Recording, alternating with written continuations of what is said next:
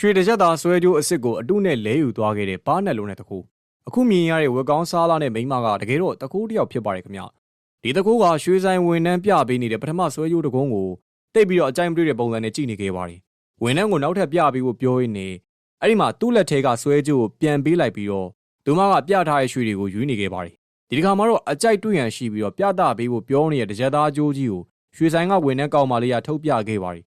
တခုကတော့ဝန်နှန်းကောင်မလေးကိုမေးခွန်းနဲ့ဇက်တိုက်မေးနေပြီးတော့သူ့ရဲ့လက်ကတော့လှုပ်ရှားနေခဲ့ပါတယ်။သူမဆွဲကြိုးအစ်စ်ကင်ထားတဲ့လက်ကိုဘိုက်နဲ့ကပ်ပြီးတော့အနေဆုံးထိကိုနှိမ်ထားပြီးအမှပစံကိုကင်ထားတဲ့လက်ကဆွဲကြိုးအတုနဲ့လဲပစ်ဖို့ပထမတစ်ချိန်ကြိုးစားပါသေးတယ်။ဒါမဲ့လည်းတိတ်ပြီးတော့မဟန်တာကြောင့်မလို့အလျှော့ပေးနေဝန်နှန်းကောင်မလေးကိုပဲဇက်တိုက်စကားတွေမဲပြောနေခဲ့ပါတယ်။ကောင်မလေးကပိုကောင်းတဲ့ဝန်ဆောင်မှုတွေအတွက်မိသမျှကိုဖြည့်ပေးနေနေ